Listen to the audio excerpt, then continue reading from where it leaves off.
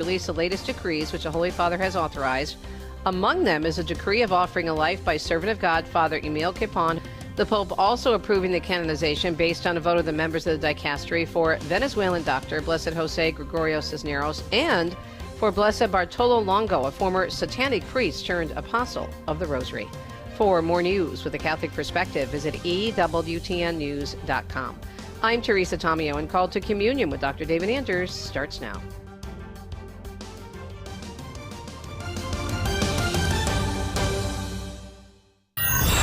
What's stopping you from becoming a Catholic? Why can't women become priests? 1-833-288-EWTN. I don't understand why I have to earn salvation. 1-833-288-3986. What's stopping? Why do I need to confess my sins to a priest? What's stopping you? This is Called to Communion with Dr. David Anders on the EWTN Global Catholic Radio Network.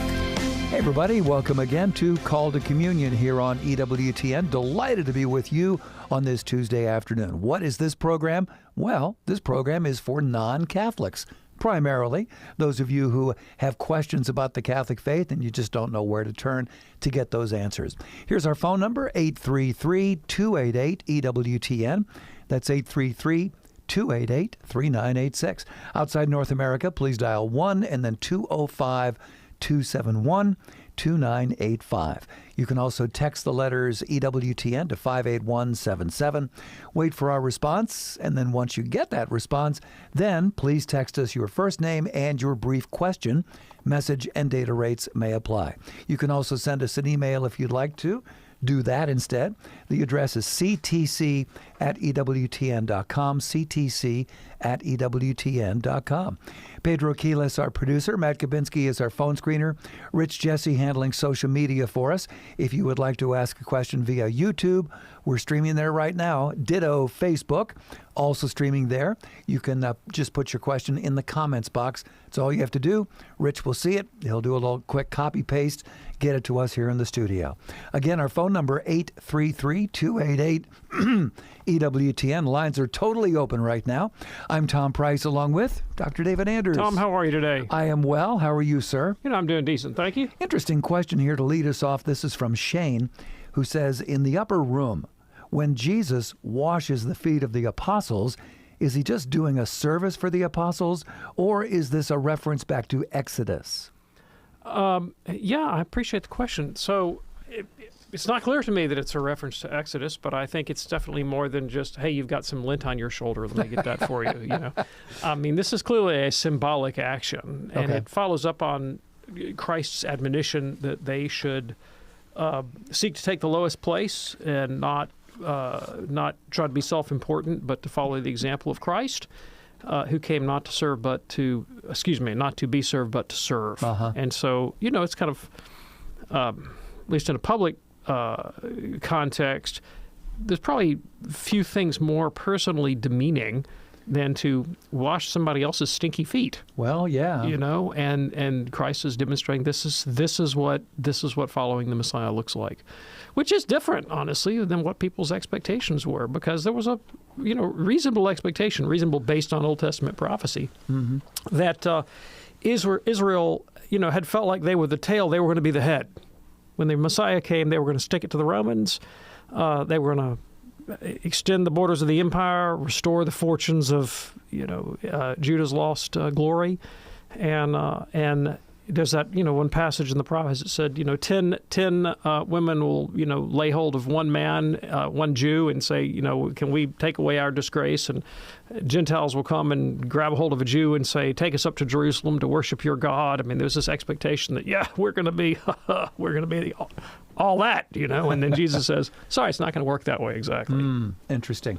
Shane, thanks so much for your email. Here's one now from Kimberly. Interesting choice of words that Kimberly is using here. What is Catholic teaching on disposing of a bishop or a pope?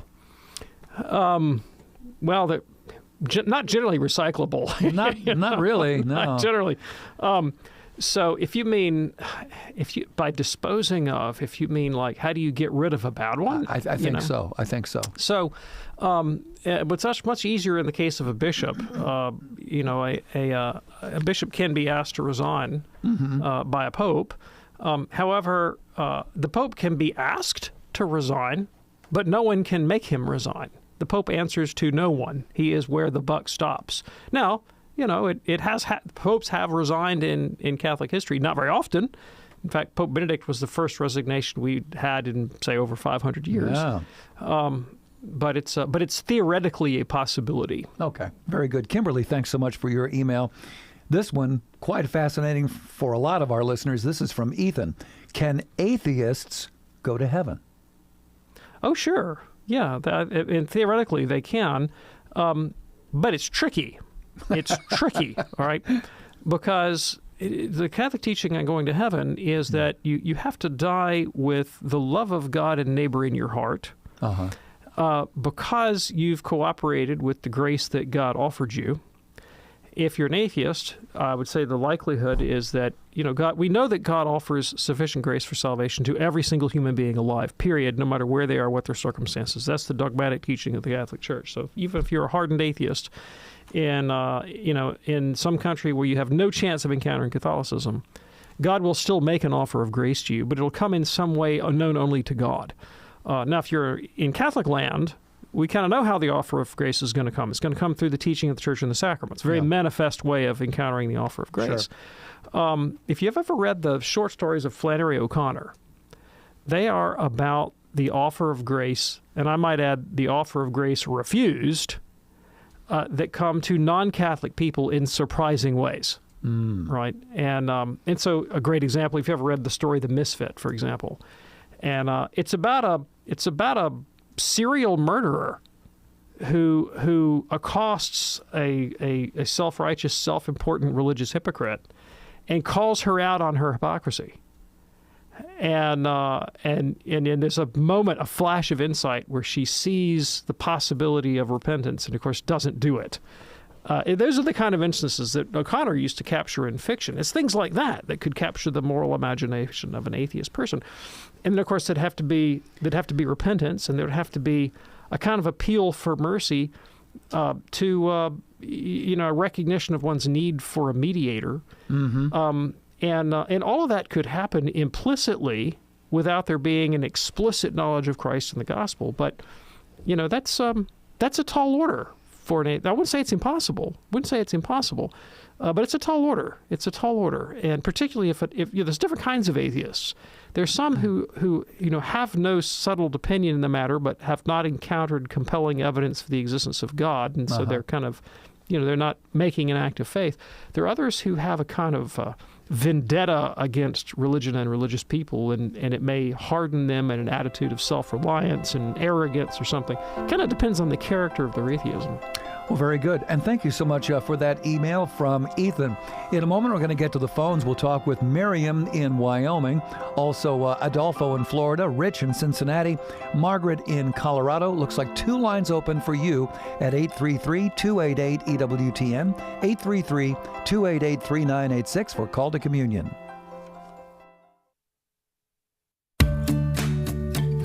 Along with the great Catholic content on the Laudante app, you can listen to the EWTN radio live stream. Open the Laudante app, then click on EWTN. Hi, we're Greg and Jennifer Willits from RosaryArmy.com. It's the desire of every parent to bring your family closer together and grow in faith. From our experience, the Rosary is a powerful tool in transforming family life. While not always easy, especially when our children were younger, we can now see the fruit of years of praying the Rosary both individually and as a family. Praying the Rosary as a family teaches patience, offers a time for healing, and provides a moment to unite under common faith, reflecting on the lives of Jesus and Mary. It's about more than just recitation. As your family explores the mysteries of the Rosary, teaching perseverance, faith, and divine love, you'll find that the virtues of faith, hope, and charity begin to flourish in your everyday interactions, opening your home to the graces and peace that come from shared prayer. For guidance on praying the Rosary and to receive a free all-twine knotted Rosary, as well as instructions to make, pray, and give them away yourself, Visit rosaryarmy.com. Hi, this is Cy Kellett from Catholic Answers Live. This is Jerry Usher from Take Two with Jerry and Debbie. This is Colleen Kelly Mast. This is Dr. David Anders. The most trusted Catholic voices are on EWTN Radio.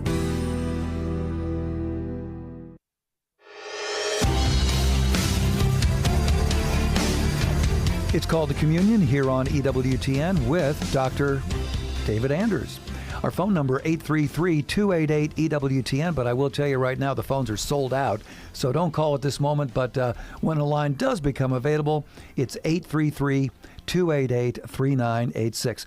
Great new book available now from EWTN Publishing, How to Get Along with Almost Everybody by Dr. Ray Guarendi. In this great book, Dr. Ray teaches you techniques for responding better to hurtful comments and for improving your own communication skills. You'll also learn about the secret to becoming a real listener, and it is an art to become a real listener. Also, tips on offering and receiving different types of criticism. It can indeed be constructive. Also, ways to manage your expectations and when to speak up, how to speak up. What a book this is. How to Get Along with Almost Everybody by Dr. Ray Guarendi. Available right now from EWTN's Religious Catalog. Buy Catholic. Shop EWTNRC.com. If you're ready now, let's go to the phones at 833-288-EWTN. To lead us off, here is Miriam in Wyoming, listening on the Great Spirit Catholic Radio. Hello, Miriam. What's on your mind today? Well, I was talking to a lapsed Catholic the other day, and the conversation got around to John 6, and I said, I quoted Jesus, "Unless you eat the flesh of the Son of Man, you have no life in you." And he said, well, does that mean that only Catholics will be going to heaven?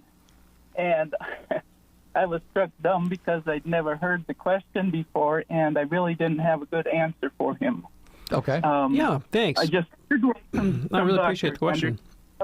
Thank you. So we need to talk about the relationship of the Eucharist to the extent of the offer of eternal life.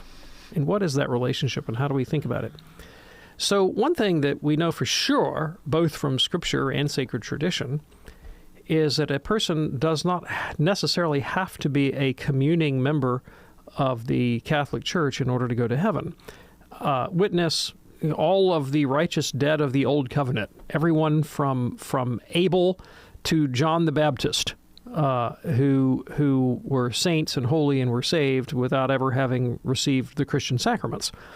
And after the advent of Christ, do we imagine that the offer of grace is more restrictive or less restrictive than before the coming of Christ? And the purpose of Christ's coming was not to make it harder for people to get to heaven by setting up some sort of arbitrary pathway in terms of the sacraments, but the sacraments are there to facilitate access to eternal life, not to render it more difficult. They're means to an end, not barriers to an end.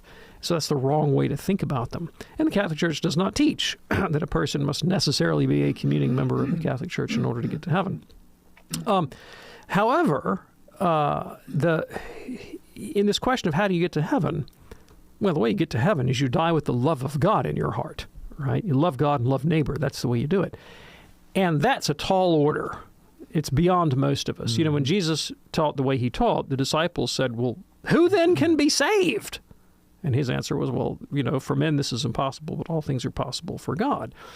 And so the teaching and the sacraments of the Catholic Church are there to make the impossible possible, right? Namely, to make it the case that we can overcome our selfishness and our concupiscence and our pride and be sanctified and grow in holiness and come to imitate the character of Christ. And there are many tools that Christ gave us within the Catholic faith to do that. The sacraments chief among them, and among the sacraments, the Eucharist chief of all, right? That's the source and Eucharistic sacrifice, the source and summit of the Church's holiness. And in many ways, the Eucharist serves this function. So principally, the Eucharist, the body and blood of Christ, presented to us under the appearance of bread and wine, is the memorial of Christ's death on Calvary. And so we will talk about it being the representation of his death on Calvary. And when the believer enters the Mass and the Eucharistic liturgy, he intentionally makes the offering of himself along with the offering of Christ. And so the liturgy is a constant reenactment of his own self-oblation, right? So he's constantly stepping into the drama of the Paschal mystery and making it the shape of his own life, so that he is dying and rising with Christ all the time and learning how to sacrifice himself. And in that way, the habitual life of the liturgy, to be a Eucharistic people, is to habituate myself to this following of Jesus. You can see how that greatly facilitates the process of holiness. Now, there's another way as well, and that Christ prayed that the church would be one, right? And when you look at the history of the world, and particularly the history of Israel, and then Jesus' teaching, one of the things that frustrates our ability to do charity to other people are the kind of artificial boundaries that we set up, right, about race or class or sex or what have you. And a lot of Jesus' teaching was about recognizing the way in which we were making it impossible for us to be charitable. Because say the Pharisee who says, well, I thank thee, God, that I'm not like that tax collector over there. I mean, he's more interested in boasting of his own holiness than he is in actually caring and loving for the hated tax collector. And Jesus is constantly pointing that kind of stuff out. And another one of the huge barriers to love of neighbor was a kind of religious exclusivism that would say, only Jews can be saved, and Gentiles are just, lost as a goose, and we're going to write them off. For St. Paul, the big revelation of the gospel was, oh my gosh, Gentiles can be saved too. In Christ, there's no longer Jew or Gentile, slave or free, male or female. All those things are done away with. And the Eucharist exists in that context as a pledge of our common identity as children of God. So if you enter into the Eucharistic fellowship, it is both the sign and the instrument of our union with one another, right? Across those boundaries, those barriers of race, class, sex, ethnicity, you have it. And so keeping those things in mind, if someone turns away from the Eucharist, and in consequence is turning away from that visible expression of union with one's neighbor regardless of his circumstance, turning away from the kind of judgmentalism and haughtiness of spirit that would say, only I can go to heaven and I'm better than you are, right? That attitude existed in early Christianity. There was a number of heresies, one of them called Novatianism, for example, that made that point explicitly, that made the claim that, hey, I'm the good guy, and all you other people, you're bad Catholics. Y'all don't get to go to heaven. Only I and my sect get to go to heaven because we're the right kind of Catholics. And the Church has always ruled that attitude to be heretical, the one that tries to make a party within the Church and set off, some puritanical sect from the larger body of Catholics, and salvation is restricted to only us. And here's the irony, what the Church says, and when you find St. Cyprian saying outside the Church there's no salvation, and he does say that. Yes. He says it to the Novatianists. He says it to the people that think they're the pure Catholics, the right kind of Catholics, the kind of Catholics that turn their nose up at all the hoi polloi Catholics. And they cut themselves off from the unity of the Church to go, to be in their little puritanical, holier-than-thou club. Yeah. Those are the people to whom the Church says outside the Church there's no salvation. Right? Those who would embrace the opposite of that inclusive attitude. And so there is a very strong relationship between union with Christ in the Eucharist and the process of salvation, but it's insofar as the Eucharist is moving us to that kind of visible embrace of charity of everybody as Christ did. And when we cut ourselves off from that, then we cut ourselves off from the possibility of salvation. Not because the Eucharist is the barrier, right? But because we've cut ourselves off from that source of grace that brings us to that kind of holiness. Miriam, we hope that's helpful for you. Thanks so much for your call. It's Called to Communion here on EWTN. We'll get to Adolfo in just a moment. First, this question from Thomas, watching us on YouTube. Thomas says, does the absolution at the start of the Mass forgive all types of sins? Okay, so you have to qualify. It is possible that a person could go to the Mass in the state of mortal sin, make an act of contrition in saying the Confiteor, and have even their mortal sin absolved and their sanctifying grace resumed and their fellowship with God resumed. That is possible. However, because there is no juridical verdict on the part of the church saying this individual has reformed their life, such an absolution would not be sufficient to admit you back to Holy Communion.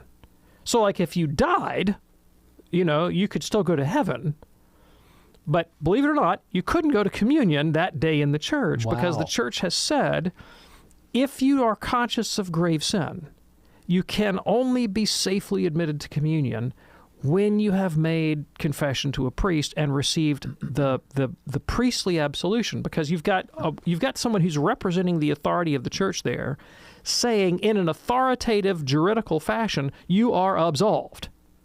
So you have an objective measure. It's not your own subjective judgment. It's an objective measure that you are rightly reconciled to God. So the problem with relying only on the interior act of contrition is it sets you up as your own judge. And the church teaches as a dogmatic fact, we can never be certain of our own case. So it's always wrong to presume my own salvation. I cannot do that. That is wrong, right? And common sense tells you, when does the accused ever get to serve as the jury in his own trial? It just doesn't. It's not going to happen. No. All right. So yes, you could be reconciled to God, but you wouldn't know. That's the point. You wouldn't know. God would know, but you wouldn't know. Okay. So if you want to safely go to communion, you still have to go to confession. Thanks for joining us today for Call to Communion with Dr. David Anders here on EWTN. Let's go to Adolfo now in Florida, listening on the EWTN app. Hey there, Adolfo. What's on your mind today, sir? This call will be recorded. Yes, Adolfo here in Florida. I have a brother. He's the pastor of the New Jerusalem, and he says if it's not in the Bible, he doesn't believe it, because I was visiting the cemetery where my mom and dad is buried, and he said there's nothing in the Bible that says we should be praying for the dead. I was trying to see if y'all could help me with that, please. Absolutely. I can totally help you with that. So there's two things that we need to address here. One, we need to address the question of whether prayers for the dead are in the Bible. But two, and this is far more important, we need to address the criterion that your brother has proposed. He has suggested the way to know the truth of Christian doctrine is to ask the question, can I find it in the Bible? That's the proposal he's made, all right? That proposal, I want to call that into question, right? I think that is a bad proposal. Now, he's proposing that as something to be believed. He's saying, I don't want to believe anything that's not in the Bible, all right? You should not believe something that's not in the Bible. That's a belief. I believe that you shouldn't believe what isn't in the Bible. That's a belief. So is that belief in the Bible? Does the Bible say only believe what's in the Bible? Actually, no. The Bible doesn't say that. The Bible says the opposite. And when Jesus made provision for handing on the Christian faith, he never said only believe what's in the Bible. In fact, he didn't mention the Bible that we have now, which includes the whole New Testament, which had not even been written. Right. All right. Christ actually, when he made provision for handing on the faith, instead of pointing to the Bible, he pointed to the teaching office of the church. He said to the apostles, go into all nations and teach everything I've commanded you, all of which was oral tradition, and I'll be with you to the end of the age. I'll be with you to the end of the age. Whatever you bind on earth is bound in heaven. Whatever you loose on earth is loose in heaven. Whoever hears you hears me. Whoever rejects you rejects me. So Christ actually gave us a different rule of faith. Namely, if you want to know the teaching of the Catholic Church or the teaching of the Christian faith, you actually have to get it from the church that he founded, not from a book he never mentioned. All right? So I would say that your brother's criteria, don't believe it if it isn't in the Bible, is ruled out by his own criteria because his teaching is not in the Bible. All right? So he's hypocritical about saying that. Okay. So even if there were no scripture, it wouldn't affect our belief in prayers for the dead if they're established by some other medium of divine revelation, right? So even if it weren't in the Bible, we could still do it lawfully because Jesus actually gives us other criteria for determining the content of the Christian faith. However, it's in the Bible. It is in the Bible. And I'll show you a couple passages you might take a look at. So let's start with a question. What is the Bible? And how do you know what it contains? Well, the early church had a canon of the Old Testament but as a list of Old Testament books that they cited as sacred scripture, that it included a book called 2 Maccabees. My guess is your brother probably does not have 2 Maccabees in his Bible. But he didn't take it out because the Bible told him to. He took it out because the Protestant church told him to take it out. But the ancient church, the Christian church, the church founded by Christ, the church of the apostles, had 2 Maccabees in there.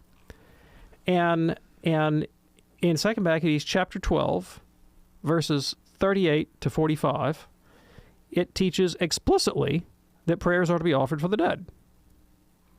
Now, one of the reasons that Protestants took 2 Maccabees out of the Bible is they didn't like that teaching. Well, how's that sound?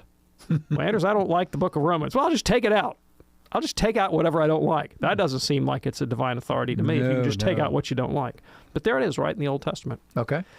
In the New Testament, in 2 Timothy chapter 1, we read about a man named Onesiphorus who, from the context, it seems fairly evident, is dead. So, for example, in 2 Timothy 4, Paul says, "Greet Priscilla and Aquila and the household of Onesiphorus." He doesn't say greet Onesiphorus. He says greet his household. And in chapter 1, he says, "May the Lord grant mercy to the household of Onesiphorus, for he refreshed me and was not ashamed of my change." So it seems that Onesiphorus has passed on, and Paul is praying that Onesiphorus would receive a favorable judgment from God. Well, there you go. And of course, we know that this is common practice among Jews of Paul's day and continued to be common practice in the church ever since. Adolfo, thanks so much for your call. Lots more straight ahead on Call to Communion. Have you ever heard someone say, "I want a religion that is not so dogmatic"? Well, G.K. Chesterton says a religion that is not dogmatic is not a religion. A religion means something that commits a man to some doctrine about the universe. Anyone who believes anything is dogmatic. In fact, Chesterton says a teacher who's not dogmatic is not teaching anything. An auto mechanic who's not dogmatic is not going to be able to fix your carburetor. We want professionals to have specific training, but specific training means embracing very specific ideas. And yet, we want a religion that's not dogmatic, as if standing before God is less important than repairing our car. Spend more time with the Apostle of Common Sense. Visit chesterton.org for more information and go to EWTNRC.com to discover more books and programs written and inspired by G.K. Chesterton. Get your children and grandchildren together. Class is in session. Join Tompkin, the Catholic cowboy, and his sidekick Blaze to learn all about the key words that make our Catholic faith so special. Visit EWTN.com/kids for more. Proclaiming the faith, changing lives. The year was 1993. EWTN provides live coverage for World Youth Day 93 from Denver, Colorado to 32 million homes. It marks the debut of a new producer, Michael Warsaw, who will one day become EWTN's chairman of the board and chief executive officer. To learn more about Mother Angelica's life and the history of EWTN, visit EWTN.com/Mother Angelica.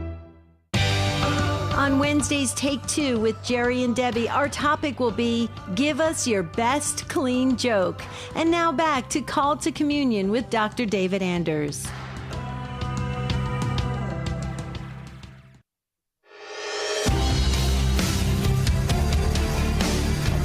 It's Call to Communion with Dr. David Anders here on EWTN. We have two lines open at 833-288-EWTN. That's 833-288-3986. Here is Rich now in Cincinnati, listening on the great Sacred Heart Radio, AM 740. Hey, Rich, what's on your mind today, sir? So I was hello? Yeah, go right ahead.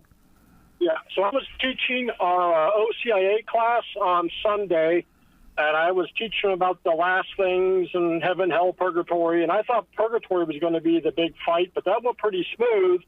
But they kind of stumped me between the particular judgment and the general judgment at the end of time. And one guy said, well, does that mean that we are judged when we die and we go to heaven or hell, and then we're pulled back out for a second judgment at the end of time to go back to heaven or hell? And that sounded kind of weird, but I didn't know how to answer him that. Okay. Yeah, thanks. I appreciate the question. So the Scriptures are, they're not silent, but they're a little ambiguous. They're a little bit muted when it comes to the fate of the soul immediately at death. And there are a number of hints and suggestions that the soul who dies before the judgment has a conscious experience of God. And you know, Paul, for example, writing about himself, can say, you know, I would, it's better to depart the body and be with the Lord, but as long as I'm here, it is profitable labor for me. But it's better to be with Jesus, you know, and I'd like to do that. And he talks about the judgment that he's going to face in 1 Corinthians chapter 4, when he says, you know, I'm not judging myself, the Lord will judge me, right? However, it's a muted enough teaching that there was some confusion about it in Christian antiquity, and there were some people who formerly held that that you die, and then you don't have any conscious experience until the resurrection from the dead. And then there were some others that believed that if you died before the second coming, you were out of luck, that you lost your chance of salvation, and that you just were annihilated. And Paul actually wrote a letter, the first letter to the Thessalonians, to correct that error. And what he said was, know that, you know, those who remain alive until the coming of Christ do not precede those who, as he put it, have fallen asleep, but that everyone will be raised at the last day and will be caught up to meet the Lord in the air, and then the general judgment will take place. So it's interesting when Paul talks about it, he doesn't say, well, the people who've already died go to heaven and are with Jesus. What he says is, well, you know, they're not going to be preceded in the resurrection by those who are still alive. So again, he doesn't really address the question of the conscious experience of the dead. And so there were some who drew the false conclusion from that, well, they must not have conscious experience, and they only get conscious experience when Jesus comes back. And that position was ruled out by the church. But there actually was a pope that held this. It was John the 22nd, believed in what was called the doctrine of soul sleep. But most of the church was against the Pope on this, and he never taught it as a dogmatic fact. He never, didn't promulgate an encyclical or anything teaching it, so infallibility wasn't at issue. And the subsequent Pope, who was Benedict XII, actually did publish a bull where he defined the Catholic dogma that the souls of the just can see God immediately at death. And that does accord better with, Paul's statements about his own expectations. Mm-hmm. And so you have these two dynamics. One, the expectation that I could die right now and actually be in the presence of God, but in a way that's not ultimately complete because I lack a body. And so there's a resurrection at the end of time where I get my body back, and then there's a general judgment. So sometimes people want to know, well, what's the relationship between these two judgments? Why have them? Okay, well, if all you believe is that you die, your body rots, your soul goes to be with Jesus forever, and that's all she wrote, and that you're some sort of disembodied spirit floating around, right? Then there would be no point in a general resurrection. I just have my own personal relationship to Jesus in some ethereal, heaven, and that's all there is to it. That's never been the position of the Catholic Church, however, that our eternity is an embodied eternity. We have bodies, even as Jesus did in his resurrection, and we have society. There's a collective, right? And that at the general judgment, God will be vindicated and the righteous will be vindicated in the very same public sphere in which they were sort of dishonored in this life. So think about the martyrs of the 1st century, 2nd century. The Romans put them to death in ignominious ways in the arena. Well, at the general judgment, everybody gets raised from the dead, and the martyrs will say to the Romans, you bet on the wrong horse, buddy. And the Romans will say, oh my gosh, we did. Yeah. Right? So there'll be a public vindication. And that's the point of the thing, that it's a public vindication in the body. Right? Okay. And the individual judgment determines what the waiting room looks like for you. Yeah. Sounds good. Rich, thanks so much for your call from Cincinnati. Call to Communion here on EWTN. Let's go to Margaret, a first-time caller from Colorado, listening to Ave Maria Radio online. Hello, Margaret. What's on your mind today? Hi, thanks for taking my call. Sure. Yesterday, you said something funny about Luther and what he nailed on the door, and I thought it was something about purgatory, and I can't remember, but I wanted to write it down because it was funny. Yeah, it was. I know what you're talking about. So when Luther wrote the 95 Theses, which, by the way, he probably never nailed to the door of the Wittenberg Church. That's probably a legend. But he did write them. He did write the Theses. They weren't just about the practice of selling indulgences. They did go into that, but they really go into the whole theology of purgatory a bit.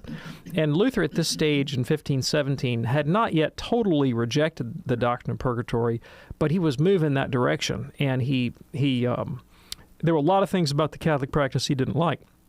But anyway, I made kind of a joke out of it. But thesis number 16, what he says is that the soul who is in his last moments, right, facing death, particularly if he is a soul that lacks perfect piety or charity, is going to confront the prospect of death with a great deal of fear and trepidation. And he says this fear or horror is sufficient in itself, and I'm quoting Luther now, I'm reading the passage, this fear or horror is sufficient in itself, to say nothing of other things, meaning this is not the only thing, to constitute the penalty of purgatory, since it's very near the horror of despair. So in other words, what Luther is arguing is that if the purpose of purgatory is to purify you of your unholy attachments, if you're unholy, you're already going through a living hell on earth, which serves the function of purgatory. So he thinks purgatory is kind of redundant. Like, what's the point of purgatory if your life is already a living hell, right? And I made kind of light of that yesterday on the show, made a joke out of it, because I do think it's a little bit amusing. But there's something really profoundly significant in understanding Luther in this passage, that Luther himself talks over and over and over again about his own psychology. And he's one of the most self-revelatory of theologians. He really writes a lot about his own interior struggles and states. And he was very clear that he experienced anxiety and depression to a very high degree. Now, I have gotten in a lot of trouble on the air over the years because I point this out. And people think that if I say Luther suffered from anxiety and depression, and he also had ecstatic highs in ways that, to me, certainly evoke something like bipolar disorder, right? I've gotten a lot of pushback, and particularly from Lutherans who, A, think that I'm trashing all Lutheranism. Well, I'm not trashing Lutheranism, and I'm not saying that Lutherans are neurotic, right? I'm not saying that, so please understand. I'm not attacking Lutheranism. Sure. And I'm not saying anything about Luther that Luther himself doesn't put front and center, right? So Luther remarked more than once. He said, I went in my theology where my depression led me. He called it Anfechtung in German. I went where my Anfechtung led me. Wow. And he said, it's not reading and studying, but dying and being damned that make a theologian. Meaning that his own interior psychological experience, he felt to be a kind of living hell. And it was this deep, deep existential crisis and psychological trauma that he experienced that was a major, major influence on the way he constructed his theology. Now, I kind of made light of it, but, when I was growing up as a Protestant, this was hailed as a kind of a good thing. Like, rather than seeing this as a bad thing about Luther, it was hailed as a good thing. And the way it was construed was that Luther was the victim. This is how the Protestants put it. Luther was the victim of bad Roman Catholic theology that led him to this neurotic crisis.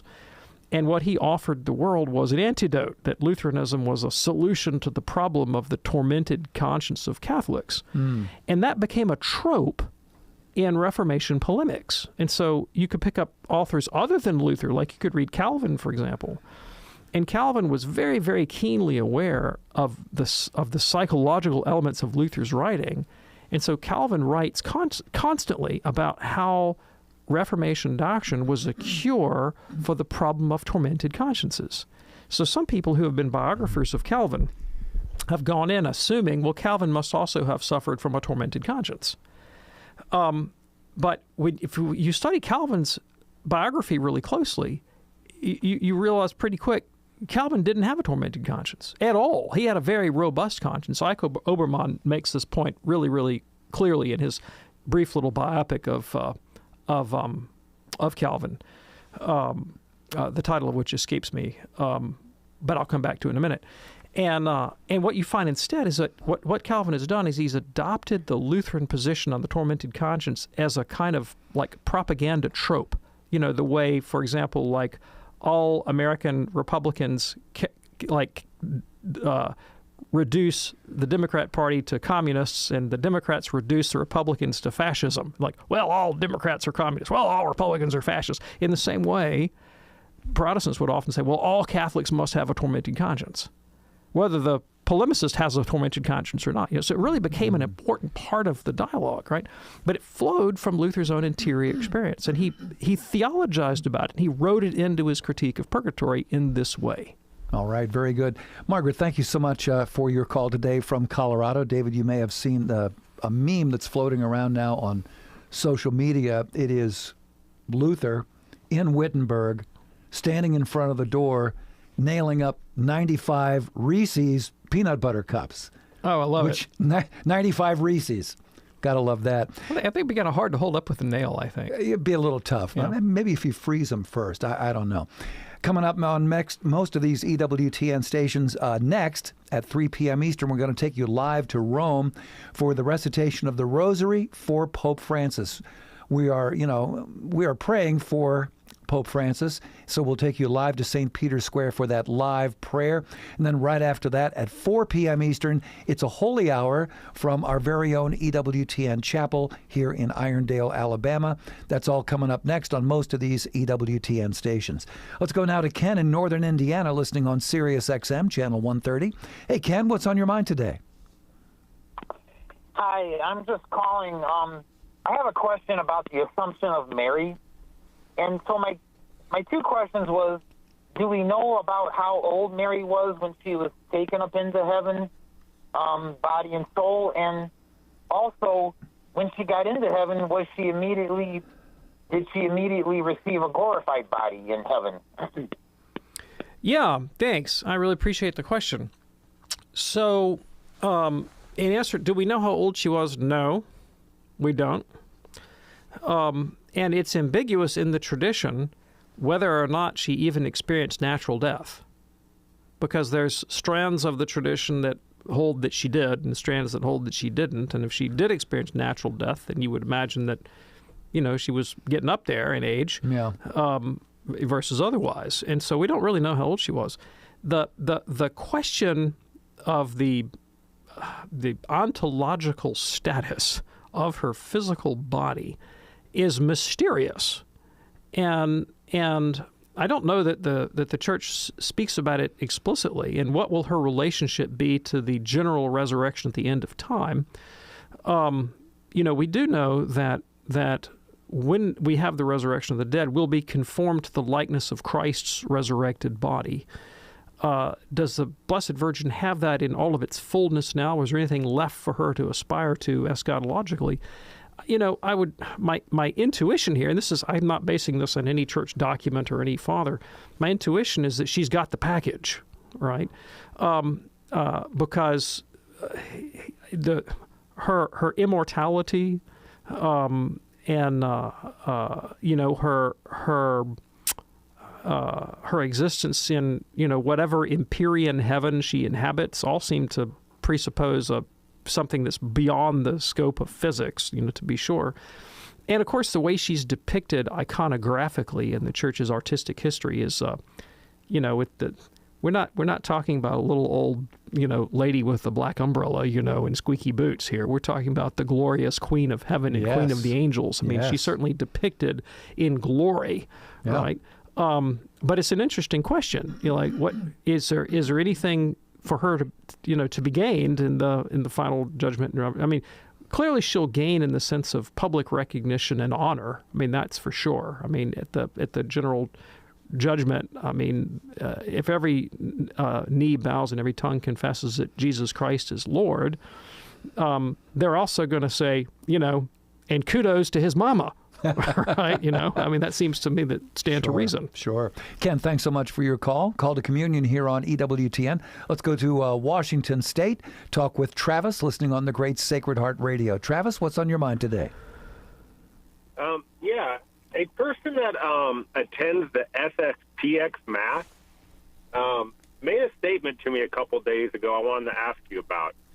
They said that nothing from Vatican II was spoken from the chair of Peter, and thus infallibly, and thus nothing from Vatican II is binding by Catholics. So they made that statement, and I want to know your opinion. And also, every time a pope is elected, is that an infallible process? Okay, thanks. So appreciate it. Your SSPX friend has made a number of category mistakes. One is the assumption that the canons and decrees of the teaching of an ecumenical council is only infallible if it is pronounced in the mouth of the Pope, and that's just not the Church's teaching. If an ecumenical council makes a dogmatic teaching, that teaching has to be accepted by the Pope. It has to be ratified by the Pope, but the Pope doesn't have to pronounce it. I mean, the council could take place in the Pope's absence, compose a doctrinal statement. The Pope could say, yeah, that's right. Yeah, that's right. And that's good enough, all right? If the Second Vatican Council had defined a dogma, which it did not, right? Right. It's very clear that every pope subsequent to the Vatican Council has approved of its decrees. It would be enough. It would be enough. Sure. Now, the fact of the matter is the Second Vatican Council did not define any dogma. But it described and analyzed and promulgated a lot of doctrines. It did a lot of Catholic teaching. And so it's part of what we call the ordinary magisterium of the Church. And when you deal with the Church's ordinary magisterium, fallible, infallible is not the proper category to bring to bear. Authoritative, not authoritative, that is the proper category to bring to bear. Okay. And it's absolutely authoritative. It's absolutely authoritative without making a claim to having defined a dogma. And every subsequent pope has approved it. And in fact, the whole sort of catechetical apparatus of the Church presupposes the reliability and the authority of the Second Vatican Council. When Pope John Paul II promulgated the Catechism of the Catholic Church, he presented it as the Catechism of the Second Vatican Council.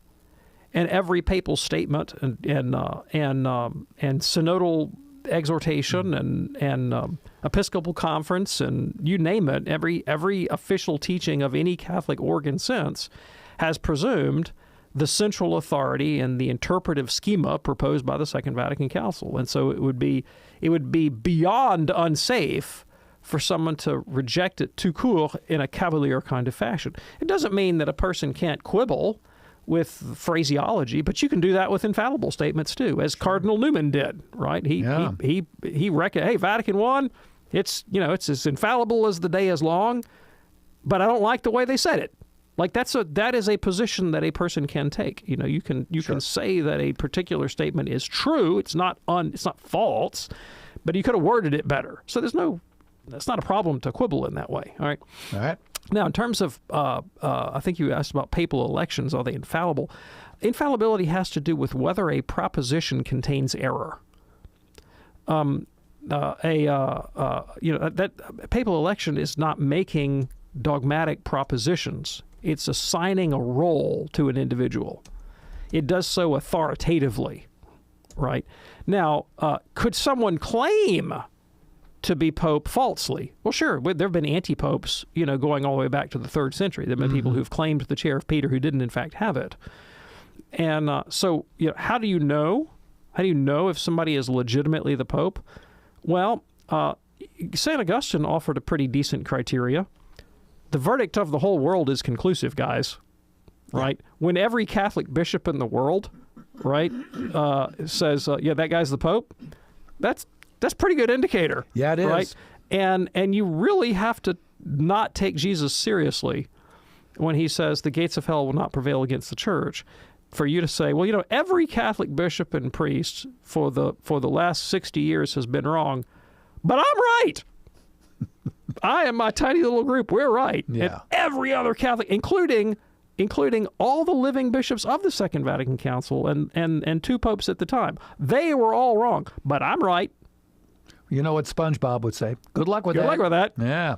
Thanks so much for your call, Travis. Hope that's helpful for you. Sally is in Cincinnati, also listening on Sacred Heart Radio, the other Sacred Heart Radio, the one based in Cincinnati. Hey, Sally, what's on your mind today?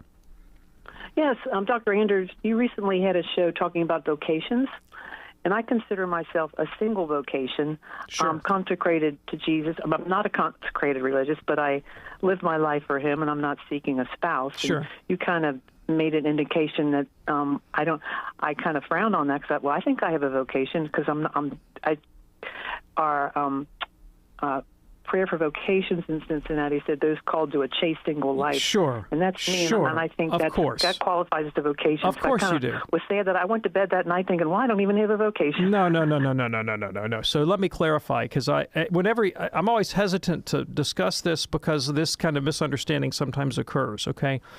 Absolutely, you have a vocation, right? And here's what I mean. Let's define our terms, okay? A vocation is a settled way of life, a recognized state of life within the church that is essentially ordered to the good of the ecclesial community, either immediately to the good of the domestic church and through that, the whole body of Christian faithful, or more immediately to the whole body of the Christian faithful through things like the priesthood or religious life. But clearly, someone who is subjectively assured that they are where they need to be in their relationship with God without the need for a spouse can take that determination and turn it into the kind of settled, determinate form of life ordered to the good of persons, ordered to the good of the other, ordered to the good of the community that would constitute the essence of a vocation. Of course. So I don't want to take that away from you at all. And I'm so sorry if my words gave a false impression. What I mean is the bare fact of not being married is not in and of itself sufficient to render the single state a vocation. Because look, there are a lot of 28-year-old guys who are not married for a very good reason, right?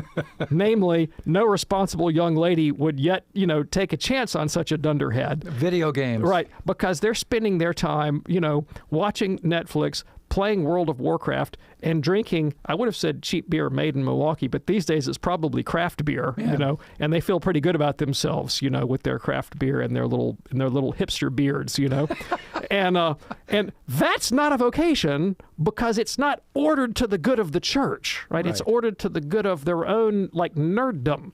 Right? And I went to this craft beer joint the other day with some Catholic dudes that wanted to talk about literature. And we got there and I looked around and I was like, this looks like pretty good beer. But I noticed that every single person in the establishment was male. Everyone without exception. And I was like, there's something cultural going on here, bud, And it wasn't ordered. The whole process was not ordered to how can I be of service to the church and the world, you know? But hey, if you're a single guy and you want to set up a craft beer shop to evangelize all those, bearded hipster Tolkien fans, that could be a vocation. Well, but Sally, that's not you. That's not you. So you do have that vocation, and thank you so much for your call. Glad we could clear that up. A couple of questions here popped up from YouTube, one from G. Coy on YouTube and one from Claire on YouTube. We're going to answer those on tomorrow's program. Dr. David Anders, thank you, sir. Thank you, Tom. We do it right here on EWTN Radio, Monday through Friday at 2 p.m. Eastern. Check out the podcast by going to EWTN.com, then click on radio and look for the words Podcast Central. Coming up next on most of these EWTN stations, the Vatican event, the Holy Rosary for Pope Francis, followed by a Holy Hour for Pope Francis from our very own EWTN Chapel. Until tomorrow, I'm Tom Price. We will see you then. Have a beautiful day and God bless.